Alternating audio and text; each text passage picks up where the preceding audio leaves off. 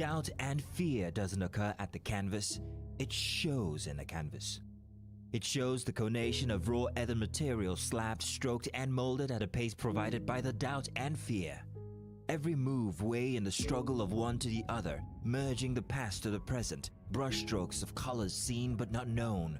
For when the wailing stops, the pieces settle down in abject beauty, erected for a century of a century.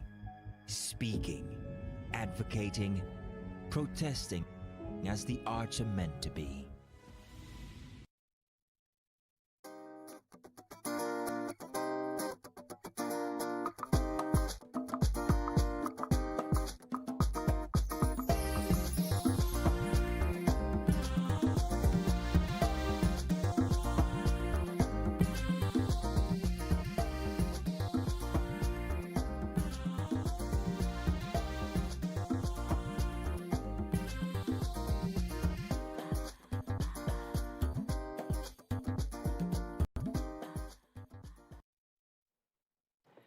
It's Tuesday on Your View. Welcome to the show. I am Mariah Afolabi Brown. As always, I have the ladies with me.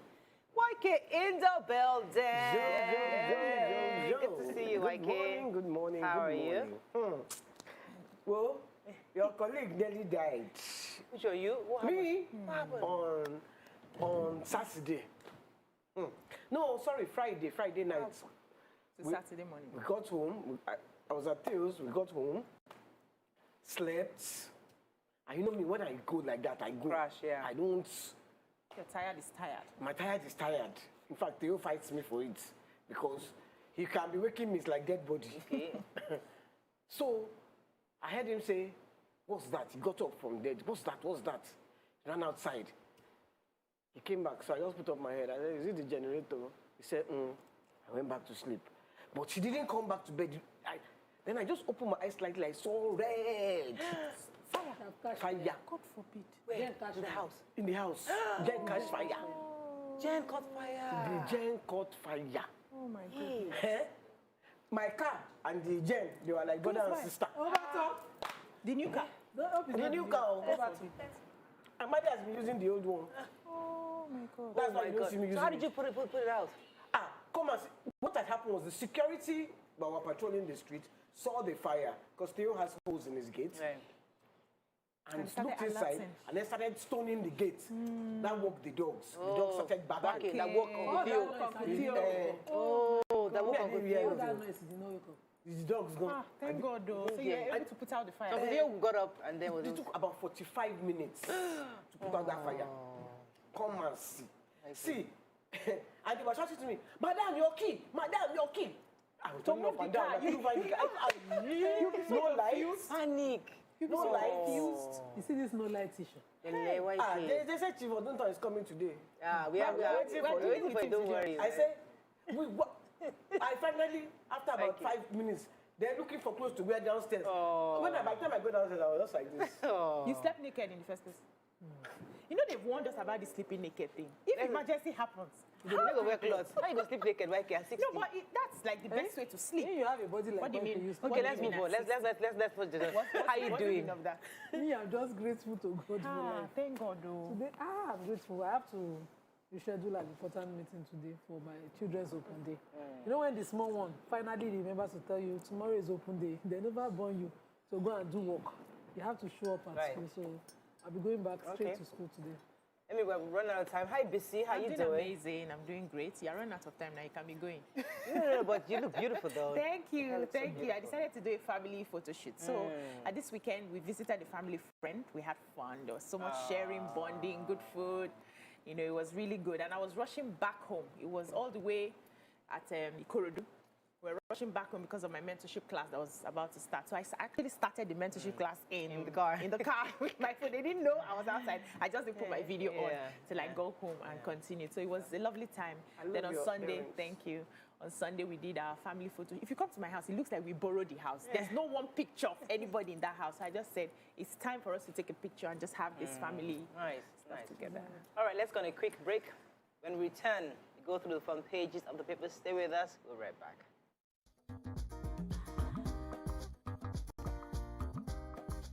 Stay tuned. Your View will be right back. Thanks for staying with us. APC shifts convention to March 26th amid grumblings. Worries over alarming sabotage of rail tracks.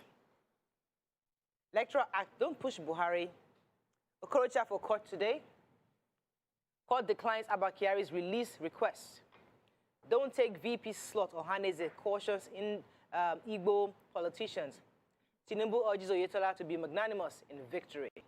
Okay, which stories? Yeah, the managing director Real, of the Nigerian Railway Corporation, Fidet Ohira, has decried the incessant removal of rail tracks.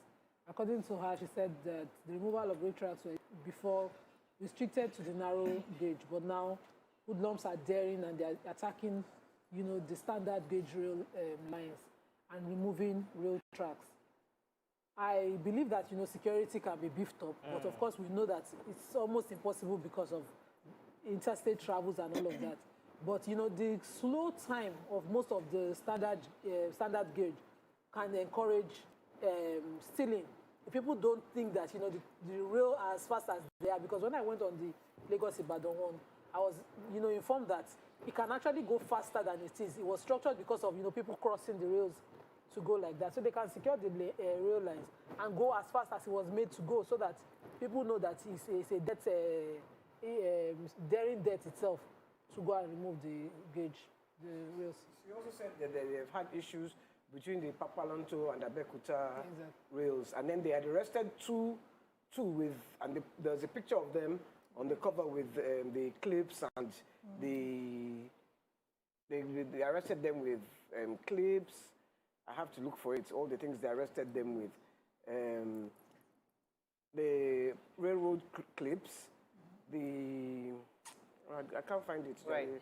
Okay, let me go to the major headline then, while you're searching for that. So, we know we're going back and forth on this APC convention. And there was a meeting yesterday where the governors were talking, and they finally decided they're going to move the actual convention to March 26th. But before then, they're going to have zonal congresses across the country. And they've also officially informed INEC of the zonal conferences yesterday. And part of the decision that will be taken today, because now they have a meeting with the president today.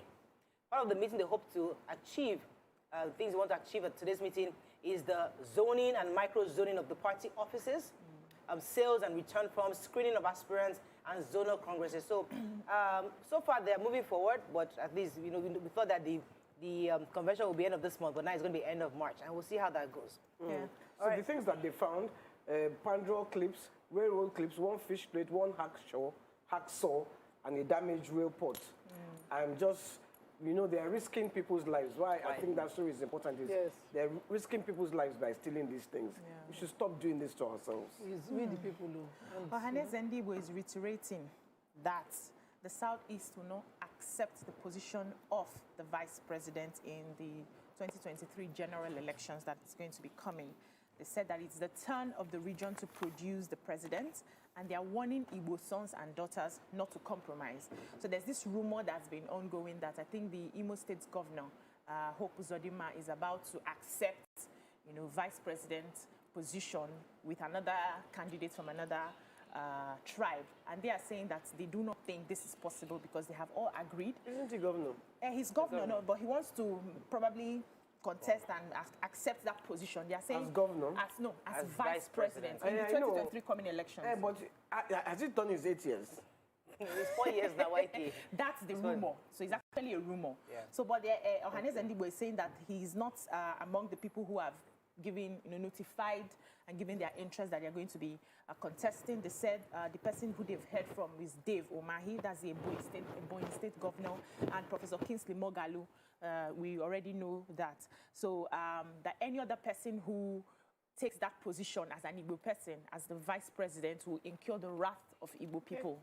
Moving on quickly to the punch subsidy. Labour fumes as IMF wants FG against fresh borrowings.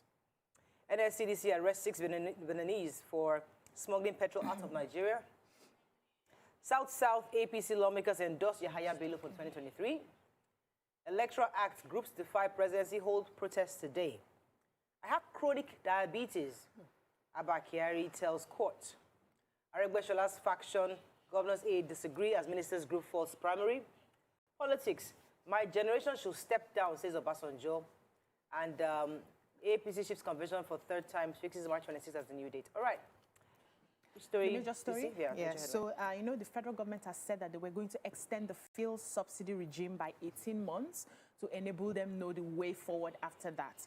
Now, the International Monetary Fund, that's IMF, is saying that when this happens, they are going to be depending on overdrafts from the Central Bank of Nigeria to fund the proposed 2.55 trillion petrol subsidy bill, which is going to affect the country's fiscal position and increase our fiscal deficit. So they are warning against it. And they mentioned, there's a lot of English that they spoke in that, but let me try and summarize what it meant. They said this is going to, that actually the removal of subsidy is progressive and not regressive. Because when they did a lot of estimation, they realized that the poor do not even use so much PMS. It's the rich people that use a lot of PMS. The poor use more of kerosene. And so by the time they take away subsidy and the rich pays more for the PMS, it will sort of balance the things between the rich and the poor. And over time, the money removed from the subsidy will be used for infrastructures that will better develop and make the lives of the poor people a lot easier if they use it. So it seems logical. Why are you coughing? Why are you coughing? It seems logical. And I think we just need to take a step. I don't have the data. And do this I know I don't have the data, but if it's true, then because we see when the petrol finally increased somewhat, where we couldn't in these last few days, where there was scarcity because of what happened. People are still buying well. People that so the real poor guys are like, they're not even worried about what you guys are going use through. It okay, let's find out that story in the Punch. Yeah, a bomb explodes on in Niger State. A bomb was planted by terrorists in Galadima, Kogo, community of Niger State, and exploded, killed 4 personnel of the Nigerian Security and Civil Defense. They also burnt a lot of the houses in that community and killed a lot of people. The police have said 10 people, but 10 civilians and 4 CDC officials. Wow. And okay, which of that story we're taking in Punch? NSCDC. Okay, that's the one you just talked about, smuggling. No, not the smuggling. I talked about the bombing. Okay, so there was a smuggling also. NSCDC also arrested 6 Benin Republic citizens, and they were smuggling, I think, 6 large metal drums of petrol into their country. And so, I mean, all of them were from and they buy cheap here and they sell at a higher rate in their country. So, and I mean, I'm happy that NSCDC is also joining arms with the police to help to ensure to stop this smuggling. I'm surprised that they only caught 6. Yeah, lots of them. This is a popular business now. Yeah. They should go and sit down and beg. Tons of I told you about all those petrol stations there. The person that know how I go and see them. But if we remove subsidy, they won't do that anymore because therefore it's the same price they're selling in the country, same price. So there won't be any stop the business. Nigeria don't want to remove subsidy. Anyone doesn't want to remove subsidy. Okay, let us go. Let us find no other story. You need to take about. You need to take about your story. Okay, let us move on. Okay, it's in all the papers. It's in all the papers. About your story is in all the papers. Okay, let's go on it quick. When we come back, we'll move on to other stories. Stay with us. We'll be right back.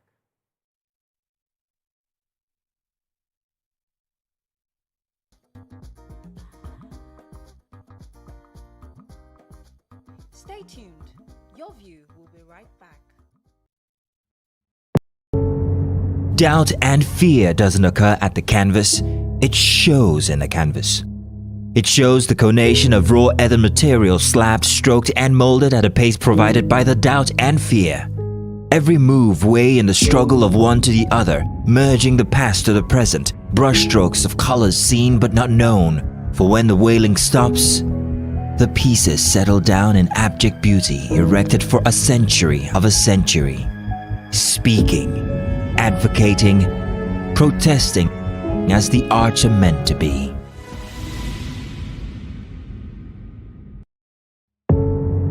Doubt and fear doesn't occur at the canvas, it shows in the canvas. It shows the conation of raw earthen material slabbed, stroked and molded at a pace provided by the doubt and fear. Every move way in the struggle of one to the other, merging the past to the present, brushstrokes of colors seen but not known, For when the wailing stops, the pieces settle down in abject beauty erected for a century of a century. Speaking, advocating, protesting as the arts are meant to be.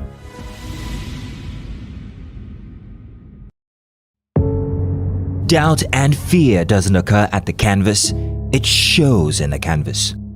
It shows the conation of raw earthen material slabbed, stroked and molded at a pace provided by the doubt and fear. Every move way in the struggle of one to the other, merging the past to the present, brushstrokes of colors seen but not known. For when the wailing stops, the pieces settle down in abject beauty erected for a century of a century. Speaking, advocating, protesting as the arts are meant to be.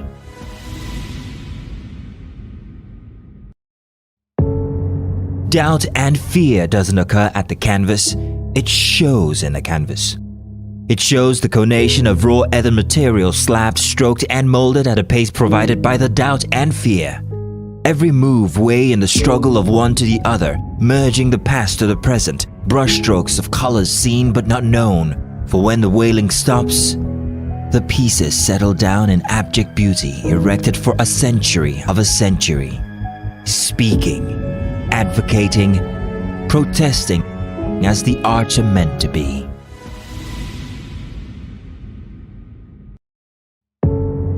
Doubt and fear doesn't occur at the canvas, it shows in the canvas.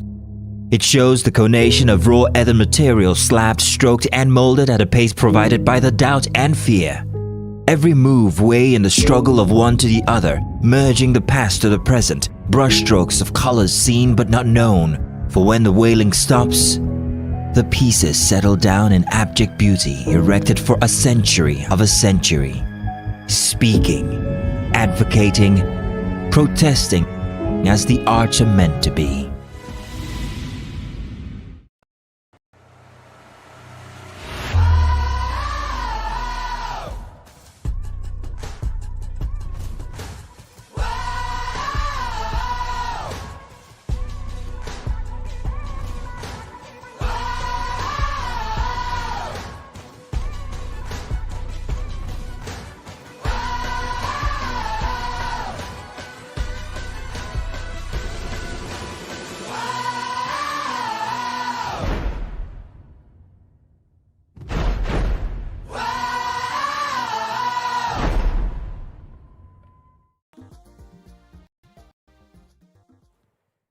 Thanks for staying with us. Moving on to Daily Sun.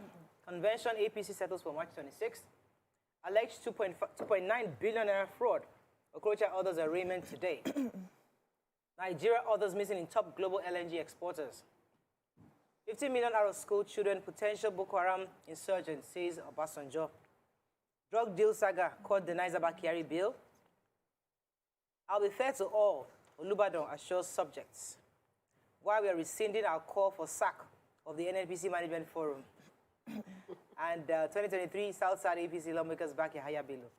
Okay, Mike, you want to take the NNPC story? Yes, so I want to take the NNPC story because the Concerned Northern Forum, a civil society and social-cultural advocacy group, said they gave reasons why they decided to rescind the call for the immediate sack of the management of the Nigerian National Petroleum Corporation. There are reasons. We commend, we commend the management of the NNPC for taking prompt action by alerting the nation on the bad fuel and for taking measured steps to recall the bad product and injecting over 700 million. When did they alert the nation? Wait. What? You know that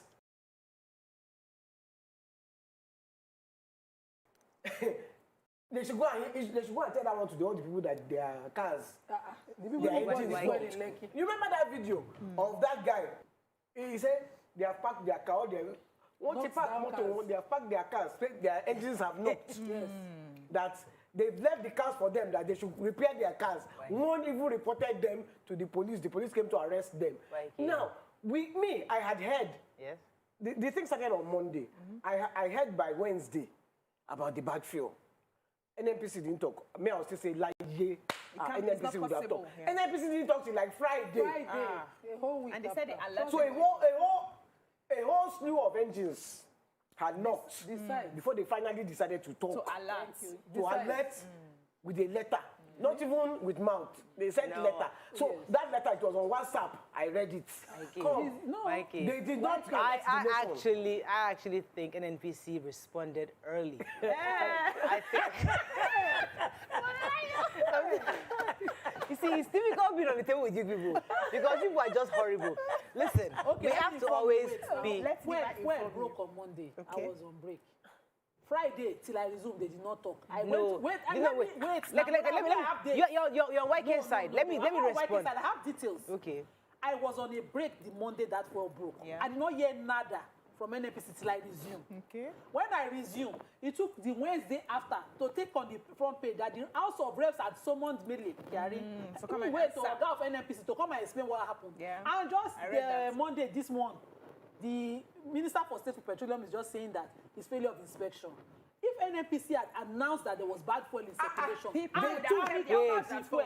information that we got that there was Let the information we got that there was increase in methanol came that initial WhatsApp message that was going around came from them. It wasn't an official press release, but we got there was a scare that there's a possibility that there's an increase in methanol. It came from them. From where? From NNPC. They took it as real. Where was it said that it was from them? It was somebody who said, Anyway, please, we are reviewing.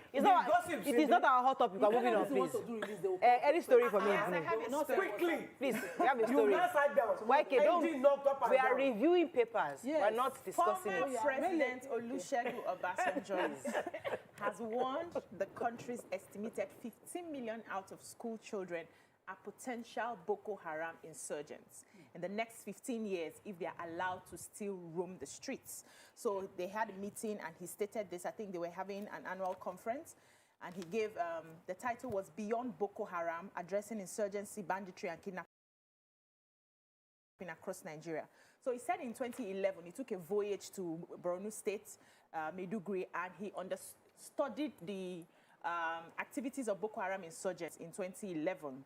And he revealed that their anger came from lack of education, unemployment, and poverty. And he's advising the federal government that instead of wasting time creating unsustained palliatives, you should try as much as possible to put these children in school. We have 215 million people in the country as we speak, and 15 million are out-of-school children. In like 2035, they will come back as Boko Haram if they are not sorted by putting them in schools. And so he's advising that we should do more than lip service and try and ensure that everybody has a proper form of education. There was a story I want to take to Daily Sun. And I want to take this. You have the other part take her of back what he here. said. I carry it everywhere, but go I left it for ahead. you. No, let YK finish the part of what Obasanjo said. No, because I don't understand him. He also said that their generation, we should not allow them to become president again. Yes. My own question, he was president 2 times. Okay. He's talking about this, he knew when he left in 2011 about Boko Haram, he didn't sort it out. Quickly, he has the solution. You see, my own problem with all these leaders is they always have the solution after they leave office. Yeah. Okay. That is one. 2, it is not just the age. Please, all of them who have been in power before should go and sit down. Go and sit down. Power intoxicates now. Do you think No. the reason? YK, the reason why They are the people, hold on, they are the people that have systematically destroyed the system that what we are facing today. Yeah, but that's what he's advising. the reason why The first school, I used to be from coup YK, to coup, I used to believe in civilian. that school of thought. That's Until I realized that many nations of the world actually have lots of their older. Let me finish. I don't have a problem with old. No, let me finish. I don't have a problem with Oh, old. let me finish my point. Many politicians across the world have older politicians, and the reason why they're there is because they were probably part of the problem, and they're also there to fix it, and they're also incorporating younger people. So what we're looking for is a good mix, not just total eradication of older people, but we need a good mix. I don't have a problem with old. Yes. I do not have it. Don't even get me wrong. Yes. I do not have a problem with old. Okay. I have a problem with the people who have been in power since independence and are now still giving there, advice. and they are still knocking their head, and they want to. I will give you an example. Aldo Ogbe. He's been in power since when? He was still minister. Okay. And then he's the one that carried we have yam. turned our paper review to our this hot topic today. We have to move on. When Unfortunately. I'm not taking about No, carry. I don't have now time. spoiled Okay. on the road. All right. And you return the yam. Today's show now, why Okay, can't didn't eat yam. YK, calm down. Okay, calm For down. how many months? Okay, let's take one more story from Punch. I sued the federal government for its fundamental human rights abuse. He's asking the court to please order his release because and he's also pleading that he has health issues, diabetes, hypertension, and he's on treatments, and that they are giving him any food, and that that is making him he's getting weaker in detention. He needs to go to be released. All the people that are sold drugs to. He's not even that one. Does it not Okay, even have a I have to run. in Nigeria? Let me. I was going to take. There was a story I wanted to take because of Nima, and now because let me tell you that story. So Nigeria, all of you say we have gas. We are spraying gas flaring. Okay, come on, hear the report. Okay. This report says that Nigeria we produce 17.9 million metric tons, the highest in Africa. However, Nigeria, no country in Africa, were in the list of countries with the superlative performance in global liquefied natural gas. So that means we're not even in the top countries at all. What that means is that countries across the world are also selling this gas that we think we have in abundance. Okay. And buyers like China, South Korea, and other countries are also increasing their demand, but they're buying from these other countries, not from you. So if you think you have gas to flare and to sell, Go and sit down. go and sit down. Nobody's We buying have, from you. You Mola. have, but nobody's We don't buying have from the you. one to sell. We have the one to flare. Okay. Don't even So whatever that English should report be speaking. is, that report, I can query that report. Okay, query Because it. what we have But is query on is where is the record. hot topic. But that we cannot sell it is our problem. But we can flare it. We are flaring it. Okay, let us move on. that Do I have how many minutes? God bless 20. us. Okay, I have 3 more minutes. Let's go to Vanguard. We still have I will get through this show. You know what, YK? Thank God one of our mics is not working, so we're stepping you down for the next segment. From there, so I'm stepping you down. We only have 4 mics. Okay, Vanguard upsets as APC shifts fixes convention dates in hours. Bad few independent marketers shut filling stations. Terrorists bomb Niger communities, kill 14. 2023 presidency, court dismisses suit challenging article citizenship and eligibility. There will be credible elections in 2023, says Jonathan. Strike FG ASU meet today. Okay, who has any stories? I have the Article, which one? They are not interesting. port stories. So clearing agents ground port operation, and they're grounding it based on the CBN directive that dealers and general public must, start to take advantage of the invoicing that they introduced for all imports and exports in the country. And they've started with the ports in the Tinkan Island ports and the Apapa area port, but they're hoping to extend it to all ports within Lagos if this directive by the CBN is not reversed. They say no go work. Let me see, when our former president, Jonathan, is speaking, let us listen. And because he's coming from the part of experience. So the former president, Goodluck Jonathan, has said he was speaking at the ECOWAS, YK, I'm stepping you down, don't worry, after this review. After he was speaking during the ECOWAS strategic retreat they had in Lagos. And he said, I believe elections in Nigeria will be credible. Elections will come and go. From 1999, when this present political dispensation started, we have been going through lots of political issues, and people thought that the nation would implode. But it happened to him in 2015. People they said heaven and earth will fall down. Well, nothing happened. Nigeria will still remain standing. So after this election, we should calm down. That the elections will be credible. Just go and get your PVCs and vote. So when Jonathan has spoken, we must listen. Amen. Amen. All we can say is amen. Okay. What do you want us to say? What other stories in Vanguard? What other stories? Just You the shouldn't just go and article, contest. the case It that is his own civic responsibility and right Like to I was contest if he listening to the radio chooses today, to. somebody said he's still a hero because he saved Nigeria from bloodshed and war. yes, at that time. I agree. So he's a hero. Just He should remember- remain so And not just bring himself back and become. Okay, so I have 1 more minute. Any other An story? important story, Yes, the please. Tribune, the National Okay, Association. let me quickly take the heads. Okay, good. Nigerian Tribune, after 7-hour meeting, APC fixes convention. Let's find that story. Chairman, African Newspaper of Nigeria and PLC, Dr. Olatokunbo Awolowo Odosunmo, during her 74th birthday, NAN gives FG ASU 7 days to resolve impasse.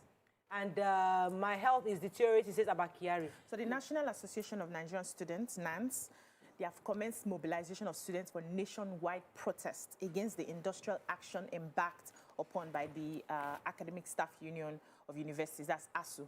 Now, the student body are also giving the federal government and ASU 7 days ultimatum to reach a compromise or face the consequences of their next line of action. What they plan to do is to block all the major roads, block all the secretariats. They were complaining that at the end of the day, after this ASU strike, they would have a meeting. ASU officials will be, paid their dues. The federal government's staff who is involved with all the negotiations, they will get their salaries. But the students are the one who would lose at the end of the day. So they will suffer, they will lose their age, you can't reverse that. The accommodation they've paid for in school, you can't reverse that. A lot of them lost out from NYSC, they were not able to go because they had passed the age. Some of them are not able to get jobs because they have passed the age. That they are not supposed to be paying for the sins of the federal government and ASU, and that needs to be sorted. So after the 7 days, if they do not respond to them, which is going to be like on the 28th of February, they will go on a full-blown strike. So there's very fantastic news I saw in this day. I think I'm going to start reading more papers, more stories in this day. So it says that technology startups in software development ecosystem in Nigeria and other African countries have attracted lots of investment and support across the globe. Over 700,000 software developers across Africa continue to break grounds.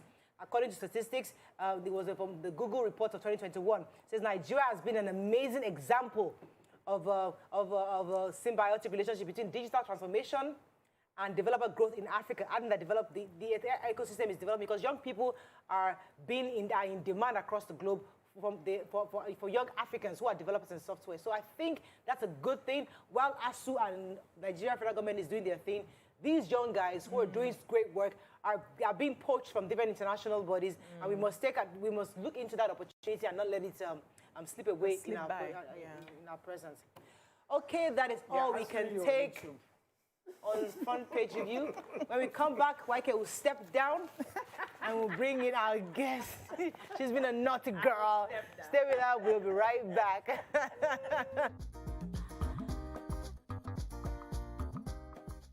Stay tuned. Your View will be right back.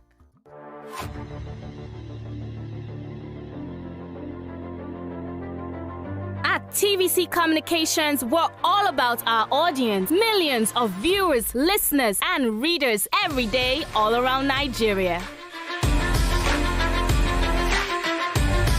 Our 2 TV stations are among the most watched in Nigeria. TVC News is our award-winning 24-hour national and international news channel headquartered here in Lagos, broadcasting live from our custom-built state-of-the-art news headquarters. TVC, the top-rated family entertainment channel, is the place for fun, music, and information. With our breakfast show, Wake Up Nigeria, the all-female chat show, Your View, the best soaps and dramas from Nolly, Bolly, and Hollywood, music and entertainment blast, courtesy E-Splash, and of course, award-winning news and current affairs. It is all here. With news bureau and studios around the country and the ability to go live anywhere, anytime, we are first for breaking news in Nigeria. Awarded the NMMA TV Station of the Year, TVC News is the station of choice for news that is first, accurate, balanced, and reliable every time. TVC and TVC News watched by over 4.5 million people in Nigeria every day on terrestrial, DTH, DTT, OTT, and available to viewers in the UK on Sky TV. Watch all of our world-class programs on TV, online, and on our app. TVC and TVC News, the best entertainment and news for Nigeria on TV and online. And when you can't watch us, listen to us. 102.3 Max FM Lagos and 90.9 Max FM Abuja are now ranked among the most listened to radio stations in Nigeria. Now, with over 1.5 million listeners every day, we're the people's favorite radio station. Best hit music, best on-air talent. Max 102.3 hit music for Lagos and Max 90.9 hit music for Abuja. We are your home for that fun, entertainment, and hit music. In Lagos, TVC, our leading family entertainment TV channel, has a 47% market share. But this is just the start of our journey as we plan to add even more services to entertain and inform our ever-growing audience. Thanks for being part of the TVC communications story.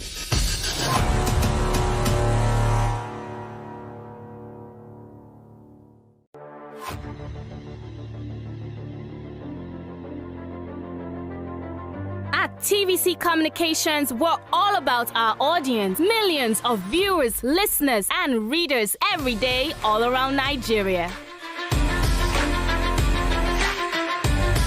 Our 2 TV stations are among the most watched in Nigeria.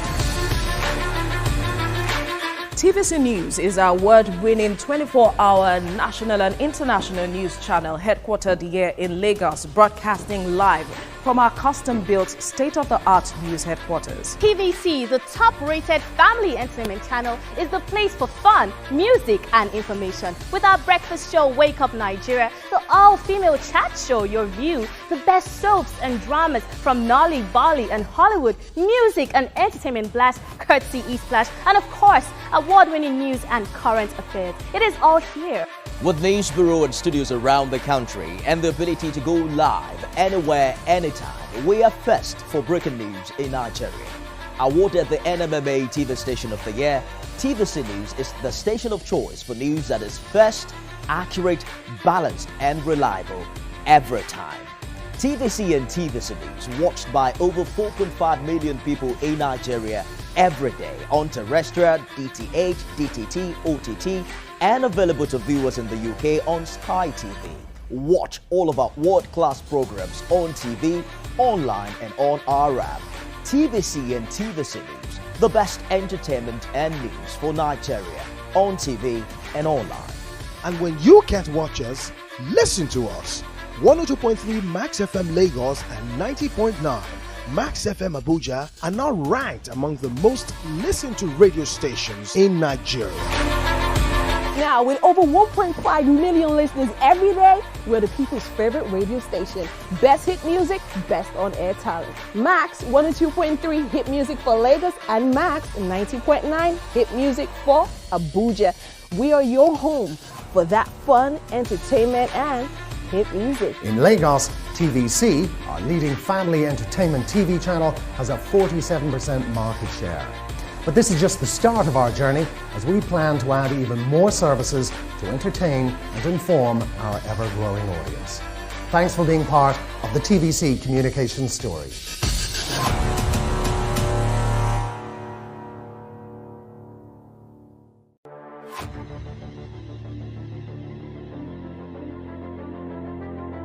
At TVC Communications, we're all about our audience. Millions of viewers, listeners, and readers every day all around Nigeria. Our 2 TV stations are among the most watched in Nigeria. TVC News is our award-winning 24-hour national and international news channel headquartered here in Lagos, broadcasting live from our custom-built state-of-the-art news headquarters. TVC, the top-rated family entertainment channel, is the place for fun, music, and information. With our breakfast show, Wake Up Nigeria, the all-female chat show, YourView, the best soaps and dramas from Nolly, Bali, and Hollywood, music and entertainment blast, courtesy Eastplash, and of course, award-winning news and current affairs. It is all here. With news bureau and studios around the country and the ability to go live anywhere, anytime, we are first for breaking news in Nigeria. Awarded the NMMA TV Station of the Year, TVC News is the station of choice for news that is first, accurate, balanced, and reliable every time. TVC and TVC News watched by over 4.5 million people in Nigeria every day on terrestrial, DTH, DTT, OTT, and available to viewers in the UK on Sky TV. Watch all of our world-class programs on TV, online, and on our app. TVC and TVC News, the best entertainment and news for Nigeria on TV and online. And when you can't... Come closer. A little bit more. Perfect. I have exciting news for you. You asked for it and you got it. Your favorite breakfast show, Your View, will be going to 2 hours We're going to have in-depth analysis of the newspaper review and more conversations on the hot topics. The ladies of Your View and I will be stirring up our guests to get an in-depth into all the various topics, and you, our viewers, will have the opportunity to call in and share your views. After all, it's your view. Join us on Your View, 9 a.m. to 11 a.m. for a fantastic conversation. Don't miss it.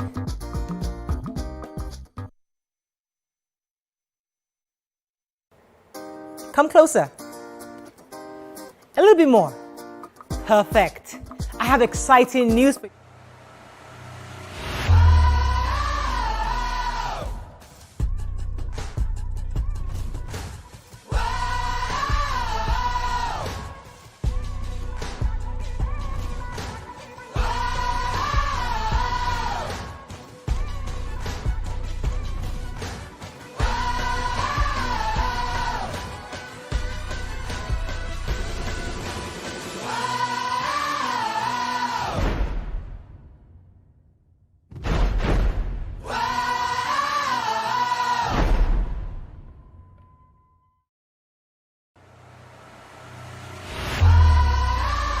How we're doing, guys? Is the makeup in progress? Makeup check. Are the scripts on the prompter? Script Check.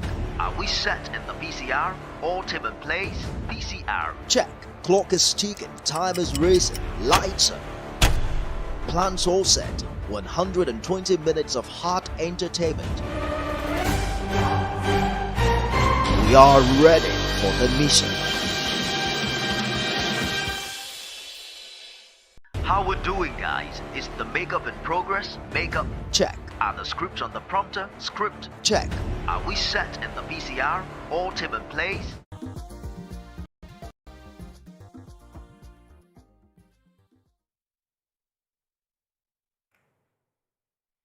Thanks for staying with us. So there's been a horrible trend of discos officials who go to homes for either maintenance issues or even to check their meters, and they've been attacked by Nigerians.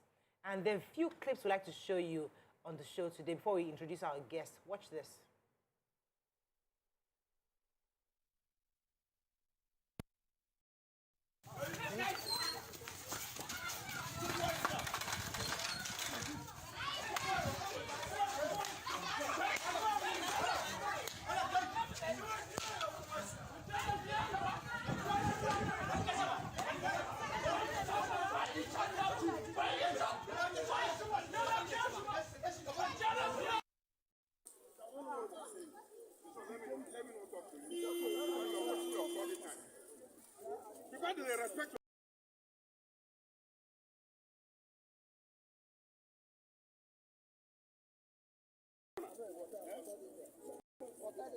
Now even calling him. What type of impunity do you think you people have? You come, you don't know what happened. Then they call you for grant. Then they call you, they do.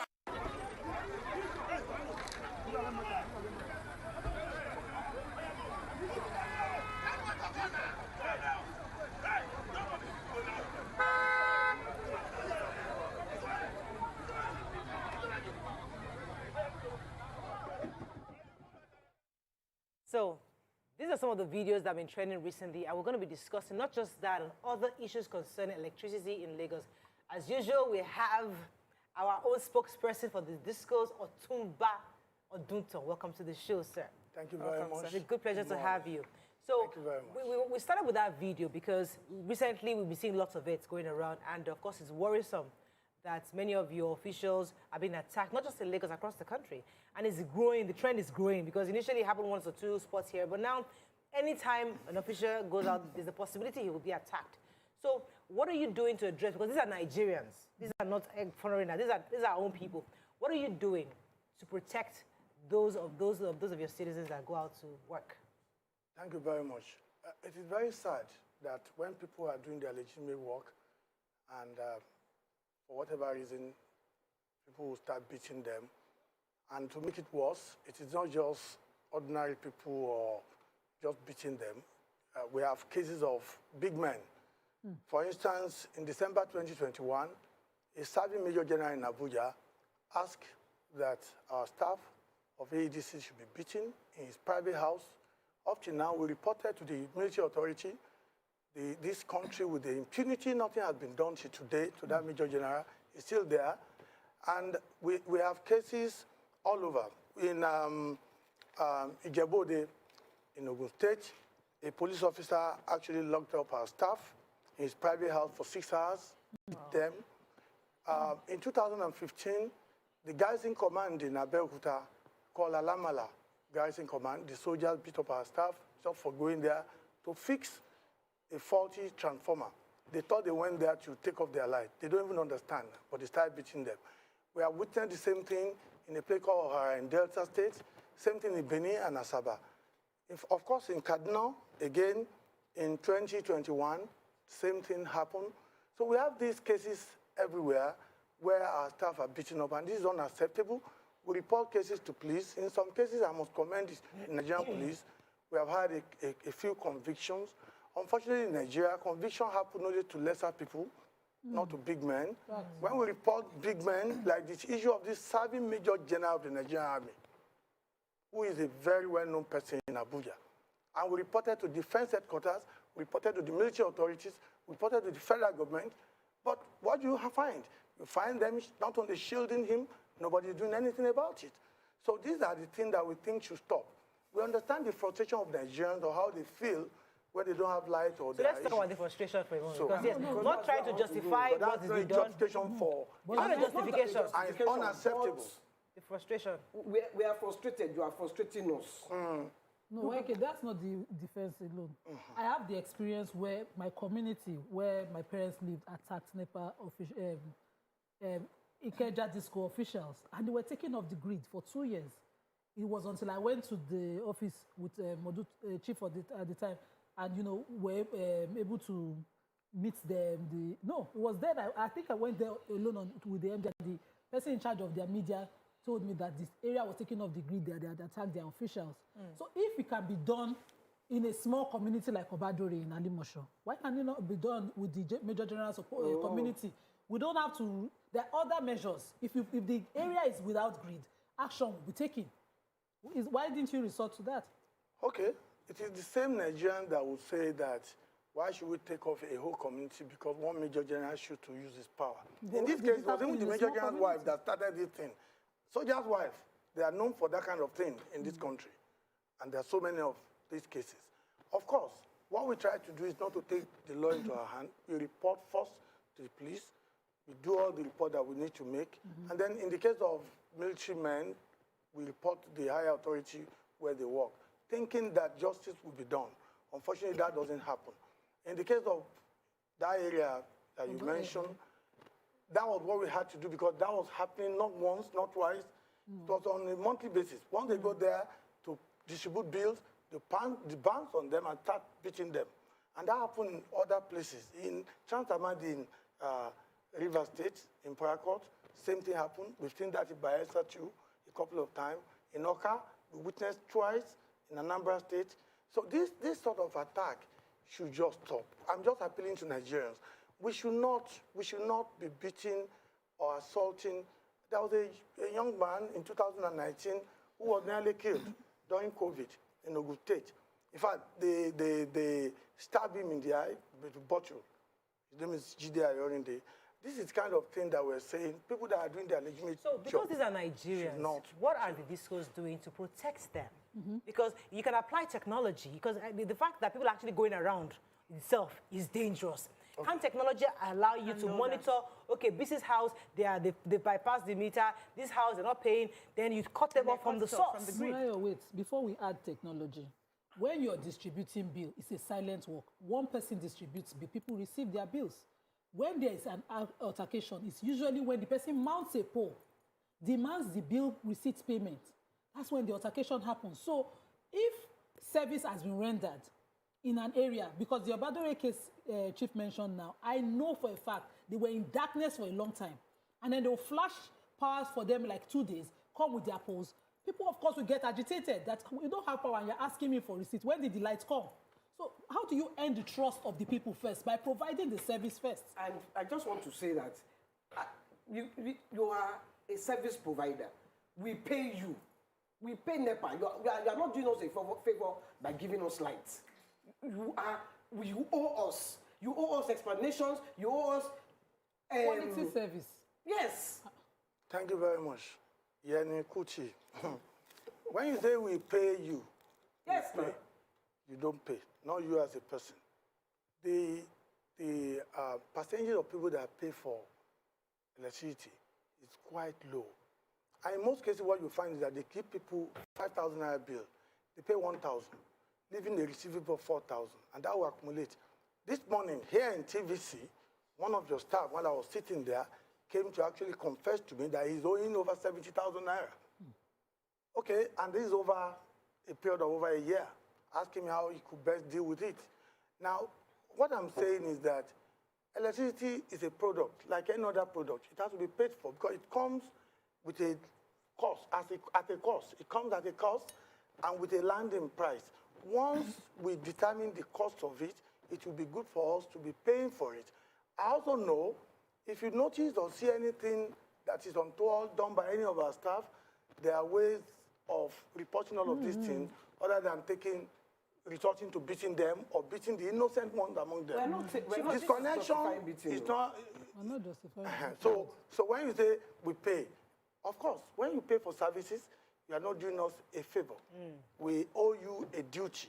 And that is why I'm proud to say that when I was here in 2015, the state of electricity in Nigeria was not as good as it is today. If in your area you don't have enough, and in Alagbole, you have average of 16 hours, fact. I'm not going to I'm just saying that we have done better than we were doing before. I'm saying that more people have electricity today. Okay, let me let BC come in here. I'm saying that there are improvements going on. We're just trying to do better. We are not where we are supposed to be. We are not there yet. And I'm still saying that we'll do better than we're doing. So, Chief Oduto, I want to understand the process of billing. The sort of process it goes through, because I know that for some houses and some areas, they may not have light 1 month to 6 months, and then the bills keep coming without electricity. And that's one of the things that infuriates people when you now come to cut their lights, when they see the bills and they have not had light. So how does the billing work in absentia of light? Okay. Once there's no light, you are not supposed to be billed for those periods when you have no light. But we are billed. Not in all cases. Busy, not in all cases. We are billed but in cases where that happens, there's a redress, a process of redress. You only simply need to inform the local service provider. What happened is this, and I'll be honest with you. The billing department is always in the headquarters of the distribution company. The bills, in most cases, are generated automatically. They feed the information.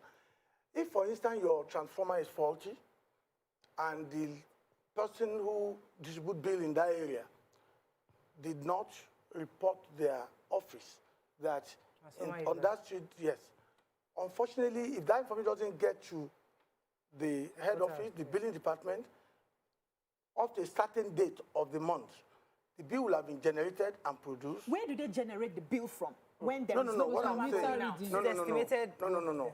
If you need to understand this, the electricity that gets your house, once we take power from the transmission company, it goes into a feeder. A feeder supplies so many transformers. We meter the feeders, and in most cases, we meter the transformers. What happens is that from the feeder, we know the amount of energy that has gone out to those transformers. From each of the transformers, we know the energy that has gone out into various homes. Unfortunately, because we still have people who are not metered, so many, out of about 10 million, we still have quite a lot of people that are being metered at the moment. So when the bills are generated, it is generated based on the energy supply. That has gone out. But in some cases, if those energy does not get to you, which is like a case where there's a fault on that particular street, even though you share the transformer with some other people on the other street, now you get a bill that, of course, has to be adjusted and reversed. Okay. Once So it's a machine. So it is a system that makes so all these guys these guys go on the electricity. These guys have electricity. These guys don't have electricity. But the feeder, which is the feeder, has generated that thing. You bill me based on what has generated. Yes, and that's why I'm also getting the bill. Okay, so now technology can fix that problem. Yes or no? So yes, just that we're not there fully yet. there. Okay. You see, part of what we're trying to do is the issue of installing smart meters. With smart meters, even when you bypass, we will know. But installing smart meters, the meters themselves are very expensive. There are some components like you have to also put a SIM card. You have to spend money. You have to pay. You have to, but you see, in spending money to make money, when you are paying an average of 54 naira per kilowatt hour, even though when you self-generate, you're actually spending over 190 naira to self-generate.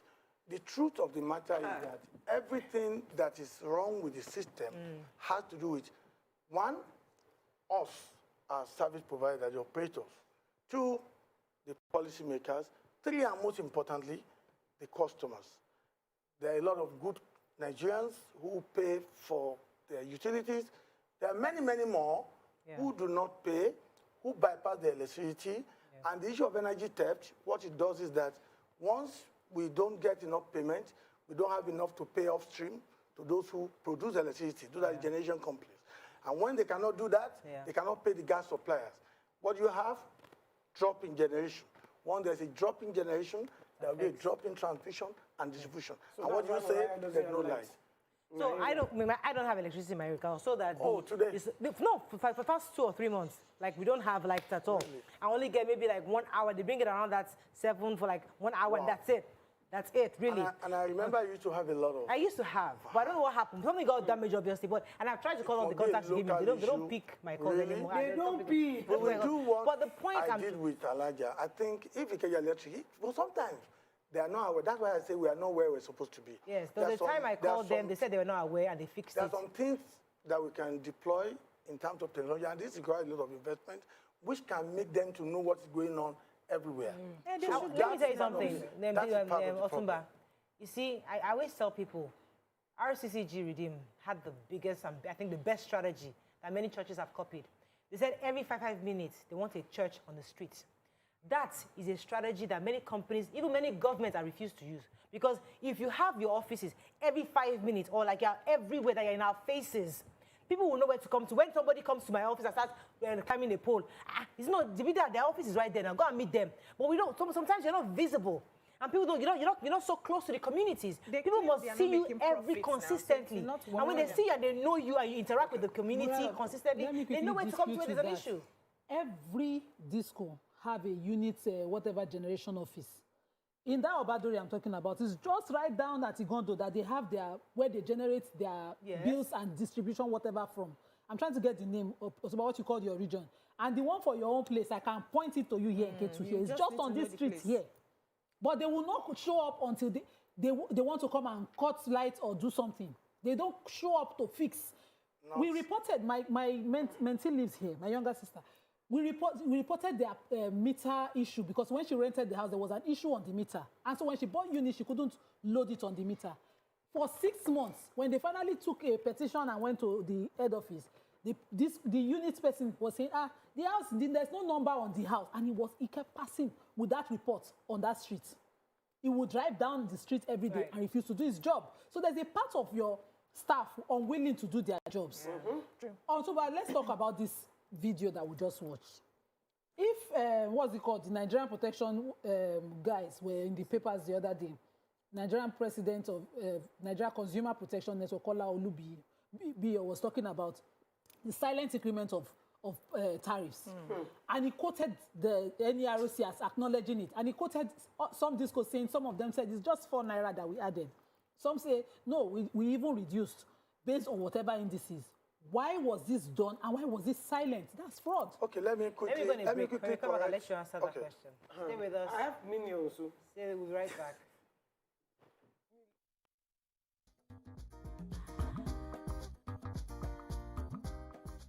Stay tuned.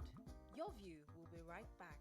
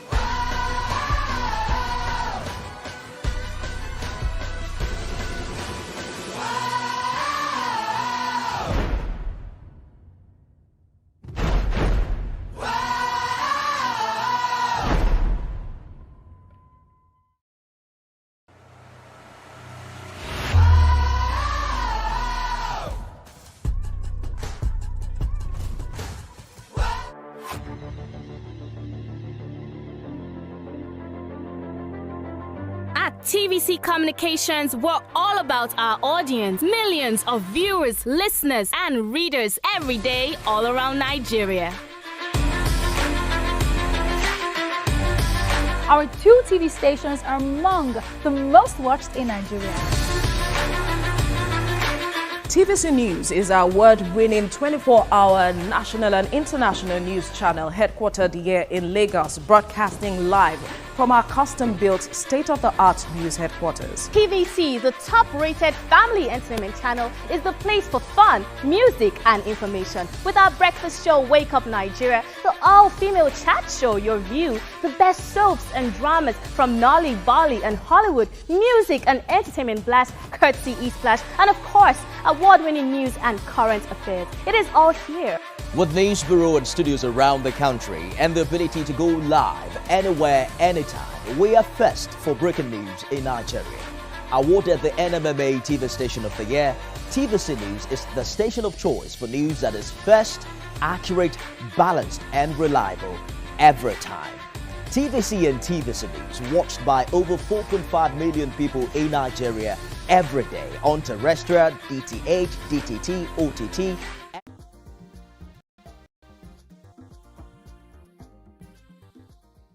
Thanks for staying with us. We still have our guest Sunday Otunto with us. Yes, you're going to respond to Nima's question earlier. Yes. First of all, let me say that we have invested so much in staff training, but we still have a lot of gap. We expect people to do their job conscientiously and efficiently, but I cannot say that we're 100% efficient. But what we try to do, and that's why we're very open and honest and upright about it, is to continuously take on board feedback like this, take it back and do something about it. Like the issue of the local fault in Morayo's house, I will ensure that we notify Ikeja Electric, and I can assure you that we will respond robustly. My only plea, to Alaja, is that when those good things happen, let the people know. We should be celebrating good. We can criticize the bad. That we are laughing at her going now. Morayo has been very fair because she knows that we serve her very well. And I know that Alaja is fair. All of you will be very fair. I said that sometimes women and your way of doing things. Adeboye from Ayobo. Good morning. Are you there? Good morning. Yes, I'm here. Yes, sir. You're live. Go ahead, sir. Intelligent ladies. Thank you, sir. Morning. And your guest on the program, good morning, too. Good morning, sir. Yes. I'm happy that what is happening, the guest you brought and the topic happens to every Nigeria. That is the beauty of this topic. Yes. Let me tell you, I have a 3-bedroom flat at Ayobo. I retired in Abuja. I was paying only 2005, 2007.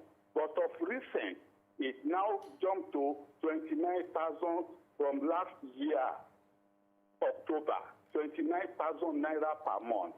From my pension of 30,000 naira, where will I be getting? From my pension of 50,000 naira, where will I be getting 29,000 naira to pay every month?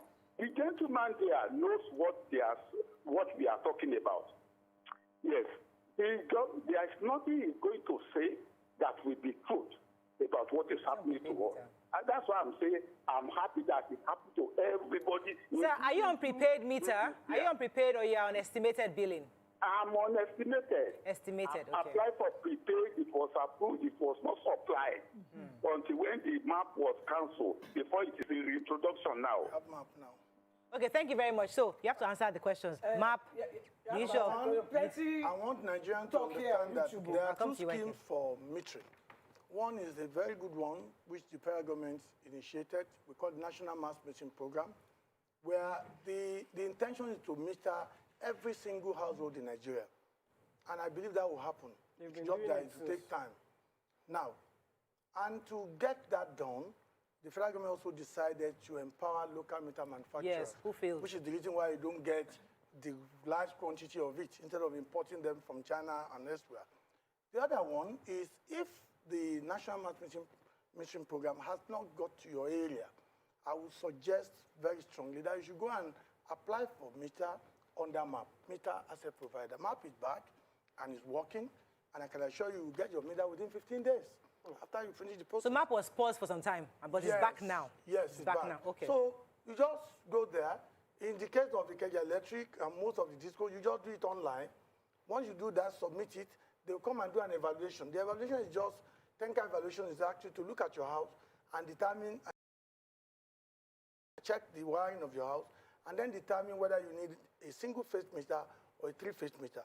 Once that is done, they'll give you an account number where to pay. Don't pay to any individual. You pay to that account number, which is a joint escrow account held by the DISCO and the meter manufacturing company. Okay. Once you do that, they will meter you within 15 days. No doubt about that. Okay. That is going on now. Let us take that, seize the opportunity. For us, it is better for you to be metered. Yeah. Because when you are metered, you manage energy a lot. All right. Let me take a few questions from that I'll come to you, BC. Go ahead. Okay. September production says, imagine we haven't had lights since September last year, and they just fixed it last week. This week, they sent a bill of 400 for light we did not use. That is, I can't pronounce the name. I don't support violence, but honestly, these officials do too much. They act like civil servants or police.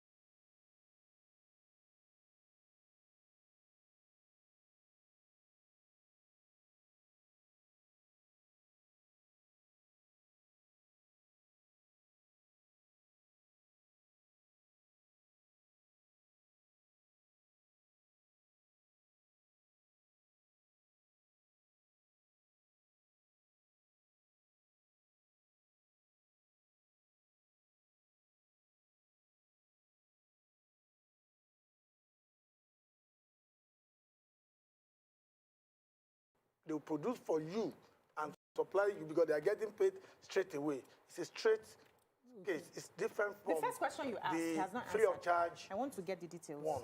The first question Nima asked about Yes. the silent increment. Oh, that one. Let me. tell us. There's nothing like a silent increment in electricity. I think we, the educated one, need to educate our people who are not educated. But when I hear from highly educated people that something like that, it baffles me. Let me explain. He was not on the Nima, website. Nima, let me explain. You are a lawyer. He was not. Number there one, was no the information. business of fixing tariff, increment in tariff, or decrease in tariff is not the job of any electricity division company. It is the job of a regulator, NEC. That is their job. They're the ones that do this. And we need to commend them.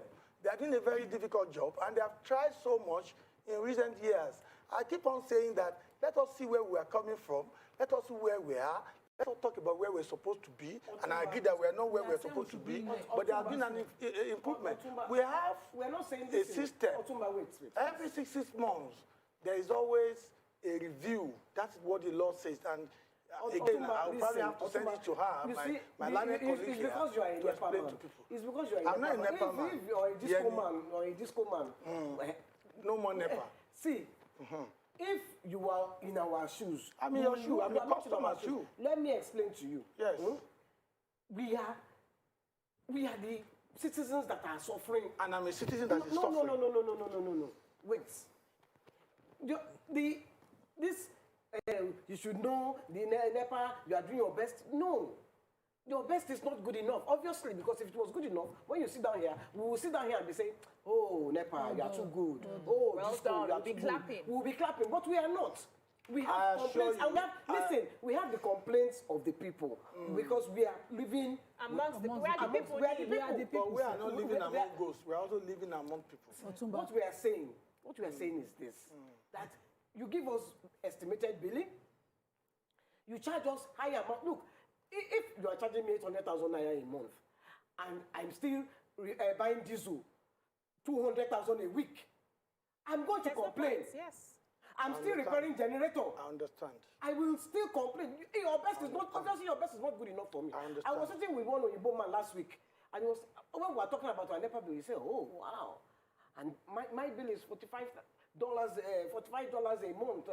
And we're looking at him, And this is in America where the NEPA is expensive. Okay, we have to wrap up. No, we have to wrap up very soon. And our own earning power is considerably lower than in America. Question. Okay. So I have summarized this person's complaint. Obviously, he has a prepaid meter that has units on it. But every month, he stops giving power until he's reloaded. That's what he's saying, John Ibino. Stop giving power. What do you mean? When so you have a prepaid meter. If you have a prepaid meter in a building unoccupied, the units on it is supposed to power the energy saving bulbs for security. But every month he's called to reload units on it, even though there's existing units. Please link me up with the customer, because if you have prepaid meter, and that's what I keep saying. Is it possible? They will say a building is empty. Go there, you see lights on. And I'm being honest, this thing is not magic. But how many units do you need? No, it depends on how many units. Must you not exhaust your unit before? How many bulbs you have? It depends. That's what I'm saying. It is just speculative. You don't know the exact load in that building. You can't compare Yanni's mansion with my small apartment. So which mansion again? I know how much it costs for Yanni and Femi to run the mansion. The mansion. How much? We have all been to the mansion. Why can't you calm down? So in Yanni's house, they will have to obviously spend more money. I'm talking about the pain that we all have. It affects us too. Yanni and her husband had spent weekend in my house, and we use generator throughout.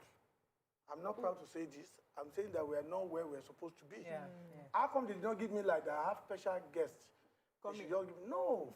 I'm going through the same pain that other people in the community go through. So I feel your pain. I know how you feel.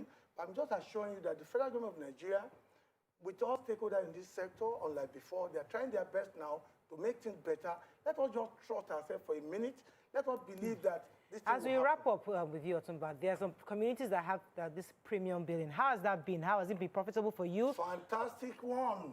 Why is it fantastic? Because it's a special premium arrangement whereby those people are the one paying the real cost of electricity. So if electricity comes to me at 90 naira and Yeni is still paying 54 naira, and one man want to pay 92 naira, I will take my electricity to that man because that man is covering my So they have premium. I'm able to, yes.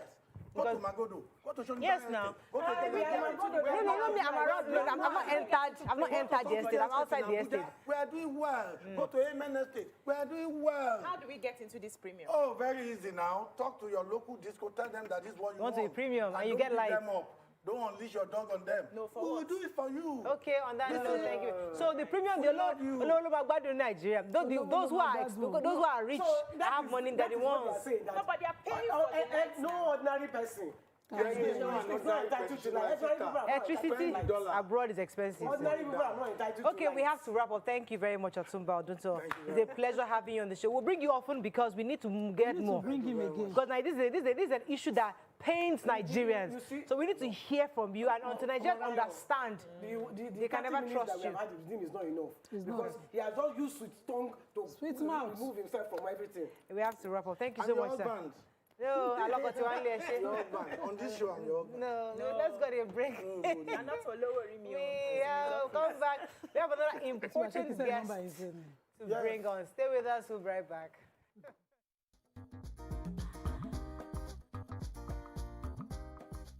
Stay tuned.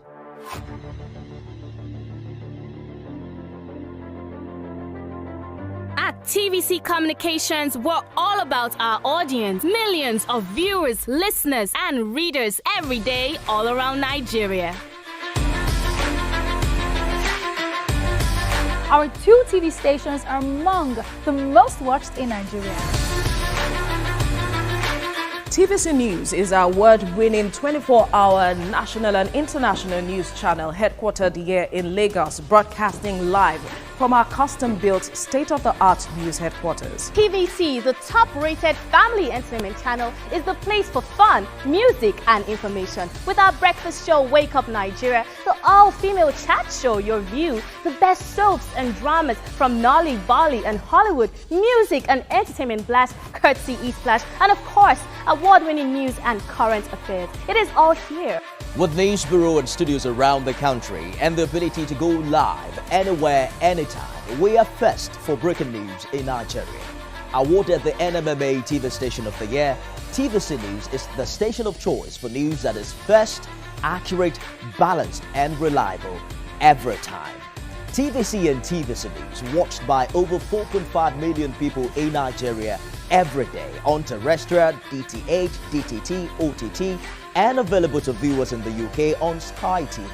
Watch all of our world-class programs on TV, online, and on our app. TVC and TVC News, the best entertainment and news for Nigeria on TV and online. And when you can't watch us, listen to us. 102.3 Max FM Lagos and 90.9 Max FM Abuja are now ranked among the most listened to radio stations in Nigeria. Now, with over 1.5 million listeners every day, we're the people's favorite radio station. Best hit music, best on-air talent. Max 102.3 hit music for Lagos and Max 90.9 hit music for Abuja. We are your home for that fun, entertainment, and hit music. In Lagos, TVC, our leading family entertainment TV channel, has a 47% market share. But this is just the start of our journey as we plan to add even more services to entertain and inform our ever-growing audience. Thanks for being part of the TVC communication story.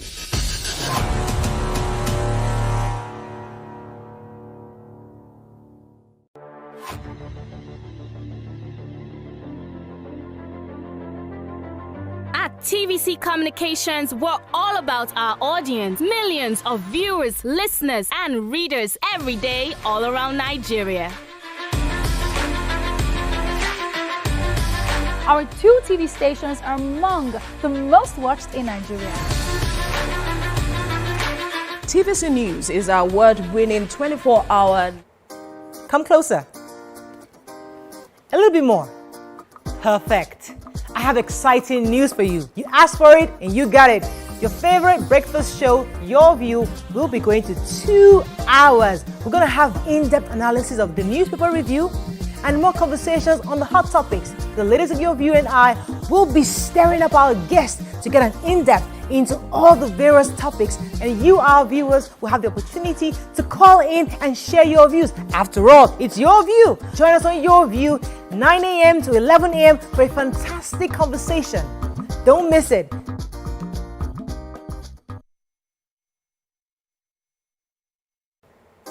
Come closer.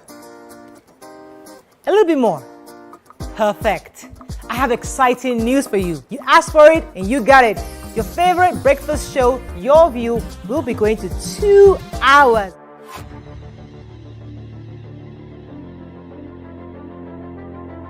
At TVC Communications, we're all about our audience. Millions of viewers, listeners, and readers every day all around Nigeria. Our 2 TV stations are among the most watched in Nigeria.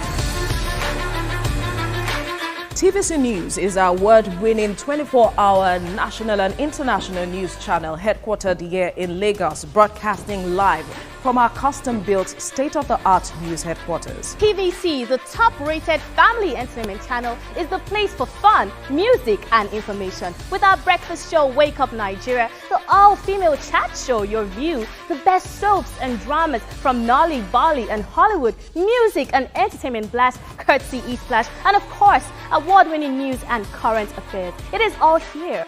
With news bureau and studios around the country and the ability to go live anywhere, anytime, we are first for breaking news in Nigeria. Awarded the NMMA TV Station of the Year, TVC News is the station of choice for news that is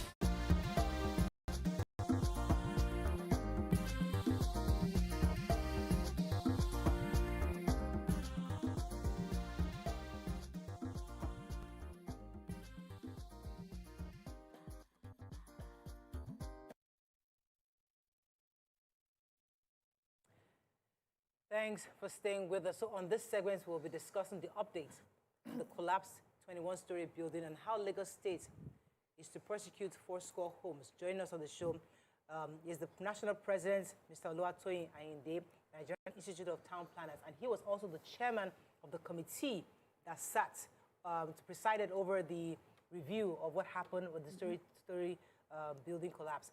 Welcome to the show, sir. Thank you very much. Good morning. YK, Nima, BC. Good morning, sir. Thank you very much, sir, for joining us. So now we saw the report. He came out recently and gave us all the various the accusations of what happened, the investigation that happened, how it took place, and then the fact that these companies will be persecuted. Could you, in a nutshell, summarize for us your findings, just very quickly, so that we can take the conversation from there? Well, first, let me say that I think what you saw was the white paper. Yes. That government is the author of the white paper. Where the tribunal, it wasn't a committee, it was a tribunal. That's why everyone that came before the tribunal was on oath. The tribunal had its findings and its recommendations gave to government, and then government set up its own white paper committee and went through all that we submitted and came out. But let me say that what the tribunal did was to work on the documents that were brought to us. Don't forget that the building had already collapsed, and what we needed to do, anything after that date of collapse was after the effect. Mm-hmm. So what we did was to study the government documents on it. There was a file on it. We went through that file. Of course, we subjected the materials on site to testing, and we engaged an internationally reputed, certified building material testing laboratory. It wasn't just anyone. It was with the reports from the laboratory and what we gleaned from the fire. We also had the opportunity to get into the house of the chief executive of Fosco with the police and members of his family. We didn't take anything away. What we just did was to scan, snap those things needed, thought would give us sufficient. In a nutshell, I mean, you said you blame the collapse of the erosion of professional ethics and disregard for due diligence. And that's what I wanted to harp on today. Where you said lack of professional ethics, this could be defined in different ways. So it's important for us to understand what that means. Is it that the workers there were not professional? Is it that the owner himself wasn't professional? At what point did you notice lack of professional ethics? Now, our word really was not just professional. I say it was a collapse of ethics, morals, and values. So, and when we say ethics, morals, and values, it's not just about professionalism. When we were making our submission, there's a phrase I used in my address, and I said members of the tribunal will be seeking protection because in a few weeks' time or in a few months' time, they will actually become the villains because Nigeria is not ready for progress. Wow. Nigeria is not ready for progress because at the end of the day, what you will have will be that, okay, we're trying to solve collapsed building issue that has been with us since 1971. 1971, it's over 50 years now. Now, people expect these things to be solved without finding anyone responsible for the lapses. And that's going to be very difficult. For all of us who were on that tribunal, were private sector people. None of us was a government order. I had served government, but I served in the capacity of a commissioner. And I was brought in because of my professionalism. So when assignments like this are given, I dare say that it goes beyond the ordinary. We were on trial as members of the tribunal. We were on trial with our children. I have children to whom I'm a mentor, and they're trying to see how will their father behave. You know, I have proteges who are looking at me, who have seen how I have behaved over the years. All of my members are people who are coming from years of experience, and people are looking at them. Are they going to be objective? Let me say that even professionals did not trust the tribunal. And that's why everybody was setting up his own kind of panel and things like that. And for what purpose? I thought that we should be giving information to those professionals because they represented some professional bodies. So that's what I meant by a collapse of ethics, morals, and values nationally. Okay, so we're told that the government accepted 26 out of the 28 recommendations. I would have loved to know what those 2 that they did not accept is. That's one. And secondly, it was written that all the negligent professionals and civil servants whose failure led to the tragedy will be disciplined and prosecuted. In the course of your investigation, did you pin those people who were responsible? Do you have their names? Okay, let me go to the first question. You know, like everybody, I just read the news of the release in the newspaper. In fact, I was between Owerri and Umuahia as I just landed from the airport, and somebody just sent me the document. So I just learned about it. I actually don't know the 26 that was picked. That were picked. I don't know the 2 that were rejected. But I also read that the government, there was a statement that the 2 or 1 was nebulous or something like that. What is nebulous is hazy. I'm not sure, but I think the media can also ask government to tell us. Yes, because I really do not know.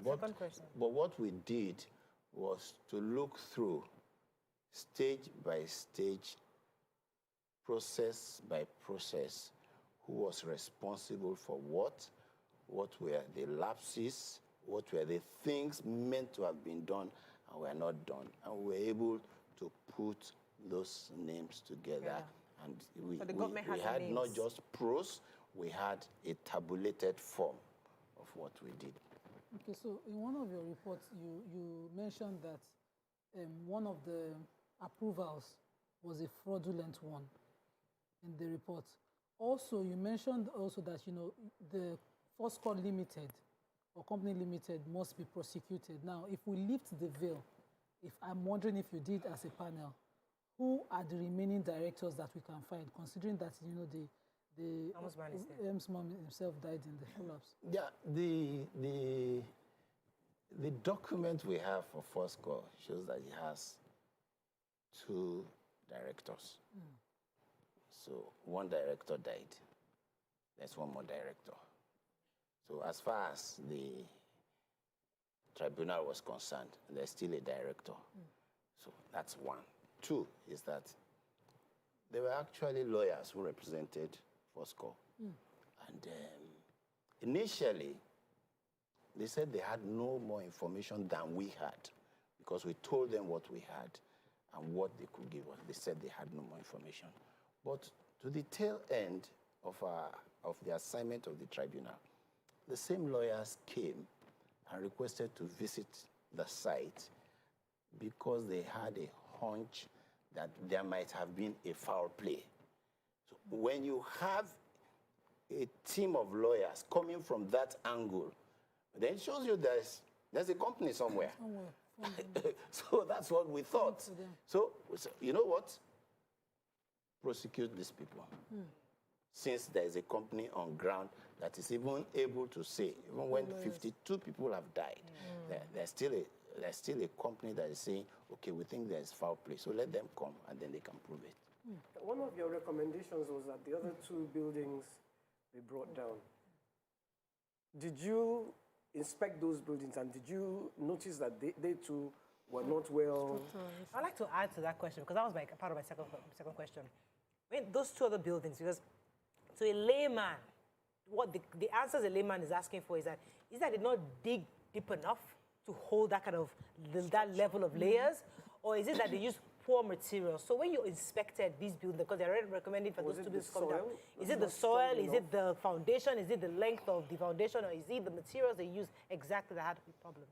Okay, everything. Part of the report showed that even when the piles for foundations were being made, they were failures. Although there was claim to have redone them, but let's assume that they redid them. But these were structures that first came in as 5-floor design, and then they went to 7-floor design, and then to 10-floor design, and then to 15-floor design. And one of them was now taken to 20 floors. By the way, it was 20 floors, not 21. Now, what happened was that there was just an incremental process. And by the time the tribunal, we had experts and we were being advised. By the time the desk analysis, the engineering desk analysis was done on those 2 buildings, we discovered that the engineers might have considered dead load and live load. The dead load are the construction materials themselves. The live load of the human beings that will come later. But they did not consider wind load. And when it comes to a height like that, you have to consider wind. So what will happen, or what would likely happen, was if there is a storm and people are already living in those 2 buildings, they could actually come down. So who approved those increments from 5 to 10 to 15? Who? From 5 to 7. No, there was no process of approval for 5, 7, or 10. There was a submission for 15 floors. And that was the only approval that the developer had. And went ahead to those that approval was processed in 3 days. In 3 days. So that was not properly done. Wow. So for us, it couldn't have been properly done. There wasn't sufficient time to investigate, in the view of all professionals to investigate properly that level of development. You know, These corners we like to cut in my this own country. fear or my thoughts are, okay, this is not the first building in Lagos that has collapsed. This is the first one that we are actually seeing the results of the tribunal. We're actually seeing the Government action. Not even just the government, that the recommendation of the white paper, the prosecution of the Owners of the building. Owners of the building. The owners of the building. Because the one that happened with synagogue till today, where we didn't hear anything. There was one in Lekki. They made a show of arresting the guy. We haven't heard anything. This is the so is it because the owner died? I can't say whether it's because the owner died, but you will know that it's usual for government, especially if many people died, to institute or constitute a panel to probe. And I have to thank the Lagos State government for that privilege. It's a privilege. One of the things we stated in our recommendations is that government should go and exhume all previous recommendations. We're not coming from the moon. we're also professionals, like previous professionals have sat on tribunals or panels like this. So government will do well to also go and exhume those reports and see what they can learn from them and implement. And moreover, we're also saying that we're hoping that government will have courage, because to do the right thing in Nigeria is courage. Let's pick your brain a bit, because you made a statement earlier which I thought was really profound, that Nigeria is not ready for development. And I think that is something that is worth discussing further, especially because you've been in government before under Fashola, and you've also gone back to your professional job. In your view, do you think, how do we stop this bleeding that Nigeria is going through, where all of us seem to be very immoral? I mean, before you came on, we had Otumba talking about the fact that they are beating up staff of the PHCNs. Yes, and people are saying, well, there's a reason now, because they come and give us all this billing. But it's like we're a system of, I hate to use it, crazy people. Everybody's jungle justice up and down. So, you know, because you're in government, what do you where have we gone wrong? And how can we fix this bleeding where even professionals are cutting corners and everybody seems to be above the law going, in our country? The truth is, all of us at one time or the other have an opportunity to do what is right. The way I look at it is, it's my duty to do what is right. So before I ask you to do what is right, I must first show you that example that I am struggling to do what is right. I think many Nigerians want to do right. There are some who want to do bad, but they're also looking at, who is that person breaking the law?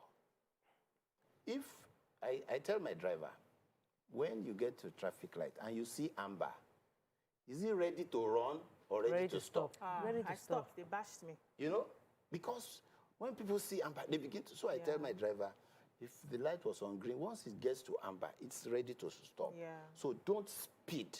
Right. But you know, someone can bash me. They bashed me. And they'll be pressing your horn. Yeah, but I tell people, I will not, on account of that, make somebody else make me become what I am not.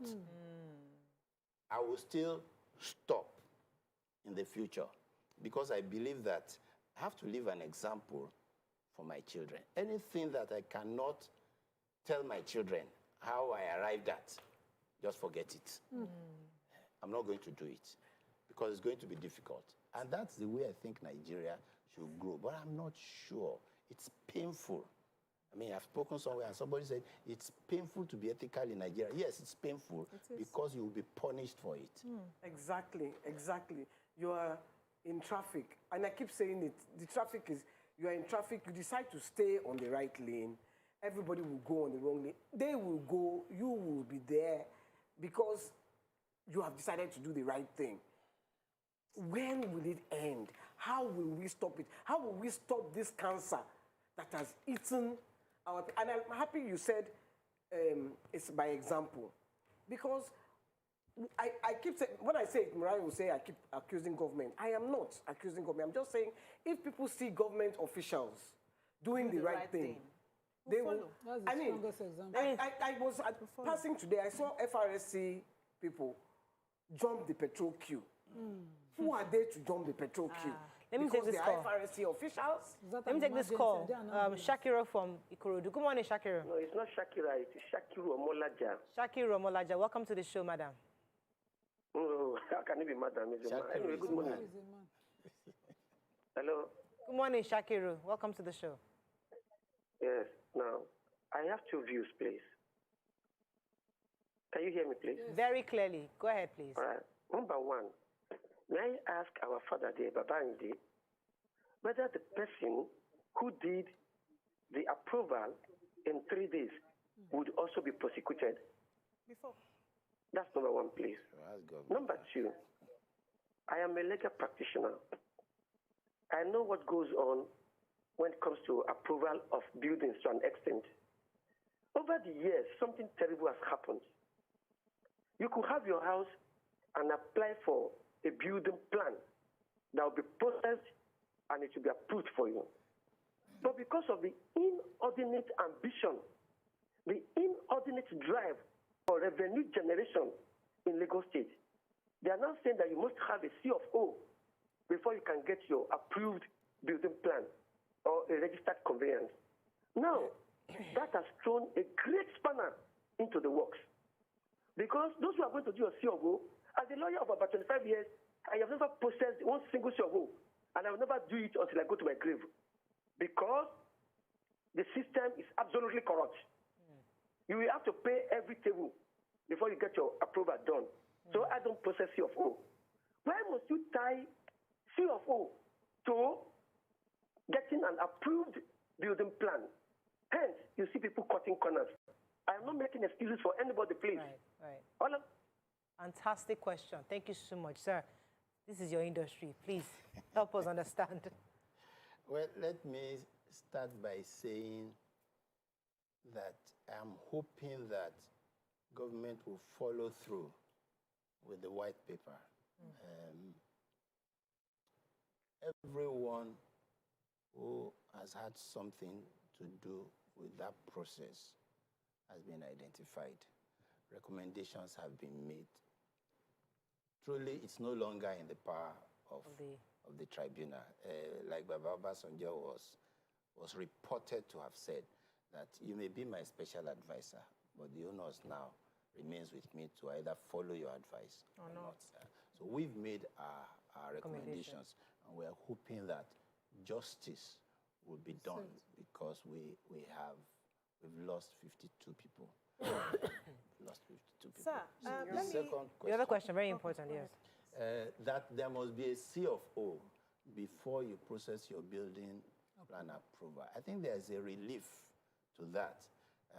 I think now you can still use your receipt with stamp duty. That was on before I became a commissioner. I tried to remove it, but then the governor then explained the difficulty where 3 people will show up with receipts on the same plot of land and things like that. But there's been a relief. I think there's an agreement to follow it up with a deed of assignment or something like that. But it's not as bad as it used to be. Let me take Pelumi, then I'll come to BC. Pelumi from Oshogbo. Good morning, are you there? Yes, I'm here, madam. You're live. Go ahead, please. Please, I just want to ask you one question. We know that the Lagos State government shut down the building a year before it collapsed. Who ordered the release of the person that was arrested and who ordered the reopening of the building? That's what I want to know.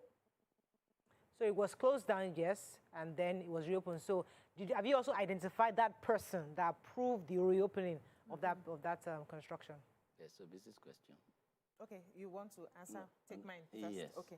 So I know that part of the recommendation was that these people who are culprits should be prosecuted while the matter is still hot before it dies down, and that the public must be made to must be carried along so that it at least to regain their trust in government. Now, who will monitor or hold the government accountable if this does not happen? Okay. Let me start with that, and then I'll answer the other question. Who will monitor government? I think it's the media. Okay. I think it's the media because we call them the gatekeepers, the fourth estate of the realm, the watchdogs and things like that. It's media. I also think professionals too can do it, but professionals too will do that only through the media. I'm traveling. I've been in 20 states now, and part of what I'm doing is advocacy, trying to tell people, trying to tell governors to do things right. So it's the media that will do that.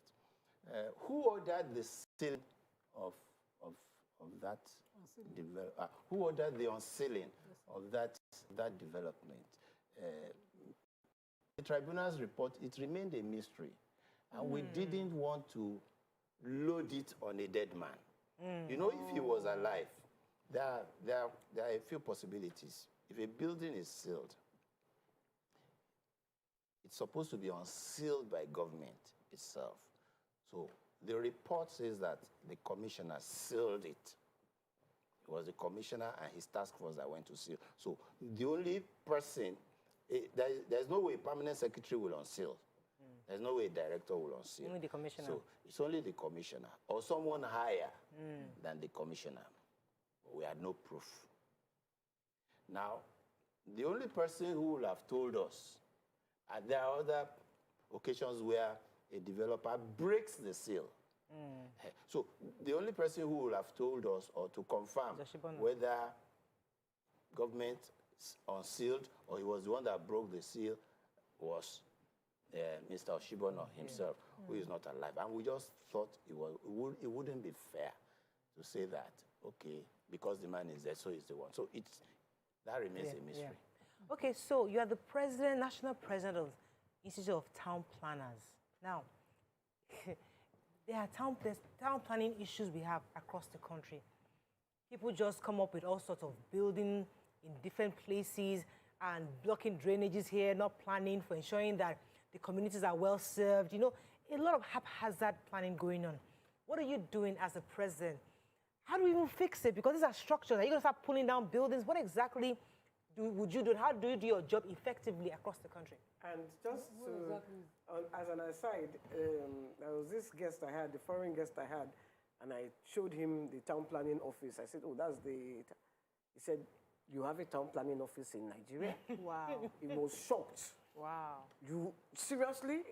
Are you joking? That's what I mean. Yeah. So, I agree. Now, I think we have a wrong notion of town planning in Nigeria. Okay. And I tell people that what people think is town planning is exactly what is not town planning. Because people look at town planning only from the angle of building plan approval. So when you have approval, you have done town planning. When you don't have approval, I hope I'm still on. I hope so, though. I'll be told. So go ahead. When you don't have building plan approval, then you have not done town planning. But it is wrong. The truth is, the responsibility to plan anywhere is that of government. Government is responsible for planning. Town planners are only tools to help them, just like it's government's responsibility to protect life and property. And then you have police that runs it. It's government responsibility to uphold law and order. And then there's a judiciary system. That's how there's also a town planning system. So planning answers to a vision. When you see estates organized in US or UK, it's because there's a public housing policy. But because there is no public housing here, everybody does self-help. And there is no way we will do self-help and we will maintain the same standards because we have different access to land, we have different access to funds. So you can do 10 floors and BC will do 2 floors beside you because we are different individuals building. But in other countries, it's corporate organizations that are building. So you will have the replica of the same thing, and they can repeat it from estate to estate, from city to city. So if our governance is a tough thing. It is. So it's not what anybody just gets into. When you say you want to be a governor, it's not an easy thing. So you must have that vision that helps the professionals to help you to now make a blueprint. It's that blueprint that we cannot make because most of our leadership is without vision. On a joking note too, you know when you're traveling, you're coming back from abroad and you are getting close to land and you look down. When you travel outside and you see other countries, everything is laid out, organized, beautiful. It looks like an artwork. But once you come here, it's government vision. Like a pin. So now they go and build this on deficit rivers. you just mentioned and what BC just clearly explained in pictures, we have a deficit in housing that these developers start to come into. Is it impossible to plan with these developers such that they cannot come and build on a planned water reserve, what's it called, flood reserve? They can, is it impossible for government to say, we need you people because we need to partner private sector? Come in, but follow this guy. And let me add to that, because we have a very few minutes left. Other countries also, because of housing issues, they have all this high rises where they have, they call them the projects, but they have lots and lots of these across Manhattan, across the bed. Lagos is a city like that. And people are coming into Lagos every day. Why can't we commit all these small chocolate houses all over the place and build high rises so that Nigerians can have places to stay? One of those things the Fashola government was trying to achieve when it embarked on the Salegongon project. Salegongon is in Lagos Island, where we pulled about 11 plots of land together, 11 small pieces of things. And there now, there are about 13 floors of 52 housing units. With those who owned having part of it and the rest going for commercial. It's a government thing. Government must be decisive. And that's why it is called government. Government has the responsibility to put real estate firms, real estate companies in order. There are those who ask you to come and buy land and then you get a cow and then you get a ram. It just doesn't measure. They don't add up. And you find people having estates in fragile areas, in low-lying areas, which become flooded, as one happened like that in Abuja some time ago. So government must really sit down and be sure where it needs to go. And then there are professionals who will advise them on how to get there. So the person in the power, the Yoga, should have a heart of cement. Cement heart. The visionary leader. That's what Nigerians do. Be courageous. Thank you very much. Courageous, visionary. If you can have vision and not have heart. Okay, we have to run, but gosh, I wish we bring you more in because you've experienced government, and one of the Buhari administration issues is that we seem not to be a visionary governor or president. Although we've seen the fact that he's working hard in agriculture, he's working hard in I think what else is he doing? Infrastructure. But there are other areas. Education is lacking. It's a system. It involves systems. But how can a government, how can a president touch everything? Is it possible? Or you're going to touch everything or just focus on something? There's what we call facing. Don't do it. If you can't do it, there's what we call facing. So when you have, look, it's like a human body. We have the circulatory system, excretory system, digestive system, nervous system. It's like that. So will you say you will not eat, you want to face circulatory system first and forget the digestive system? So everything has to work together. But like somebody said, how do you eat an elephant? You eat it little by little. So you can face it. But it first begins with a vision. We want to build a 100-floor housing. Let's build 100 floors, but we can do 10 floors first. And then in the next 10 years, we do another 5 floors, and the next. So that's the way it will work. We just don't seem to have a beginning, and we don't seem to have an end. If we cast a vision, what are the milestones? What are the quick wins? So that we can measure, every citizen can measure what is the Nigerian vision. Thank you. Will you contest? We didn't pause. This is all this. That's all we can take. Nigerians don't need someone like me. I tell you. All right, Because that they is want me all. to give money to people. Why am I going And you won't do that. Somebody told us on the show that he's happy that you're chairing this panel because you're incorruptible. He told us straight up that, oh, is that you did? He's incorruptible. There's nothing handling that. You get the value. I mean, he told us he was very confident. All right. Thank you very much, sir, for joining us on the show. That's all we can take on the show today. See you tomorrow. Bye for now. Thank you.